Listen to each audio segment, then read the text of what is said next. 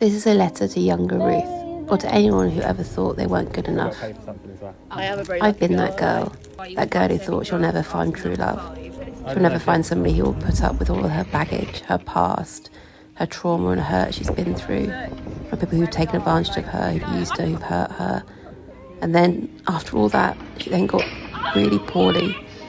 And not just a bit poorly where there's no cure, and it's life-limiting, and you can't do anything to stop it. And you think, who is going to want to come into this life with all the baggage and past and hurt you've gone through, on top of living with an illness which is slowly destroying your organs, puts you in hospital half the year, on daily treatments and medical jobs that take up half your time, 24/7, and there's no break. You're in constant pain. You sleep half the time, don't sleep at night, struggling in pain, crying, coping with your emotions, your mental health on top goes up and down like a yo-yo. And then you're battling the scars, both physical and emotional, that you carry every single day. You feel too much for yourself, let alone anyone else to come on board and want to be with you. You think, no, that's impossible. But look at these videos, Ruth, these pictures. That's you.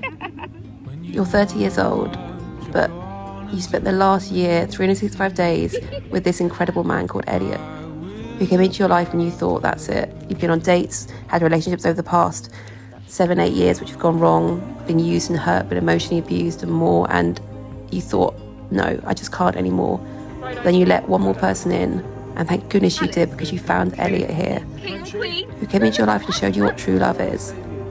He showed you what it is to be a real man, someone that will stand by you, will support you, will love you for who you are, inside and out, through the good days, through the bad days, through the mundane days, through the days where you don't do much but sit on the sofa and cuddle and watch a film, to the days you go out on adventures and he makes you a full-on treasure hunt around your town, to going on picnics, to walks, to wheel walks, to sunsets and eating donuts even though you can't actually eat, to just learning everything about you, researching your conditions, understanding so he can be there to help you, but also knowing that you're just you, you're silly and sassy and sexy and funny and quirky and talkative and rambly and random, and he loves all of that.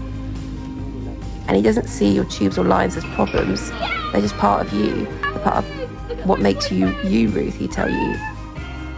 And he'd buy you flowers and balloons, and in hospital, but it's okay, we'll just make it work in hospital. We'll do our dates in the hospital cafeteria and go out for little day trips and car rides. We'll adapt it. We'll always find a way, Ruth. Elliot, I don't know how lucky I got to find you to come into my life, and I love you every single day and more. Thank you for loving me just as I am. And to little Ruth and anyone else struggling out there, you are never too much. You are not too much, Ruth.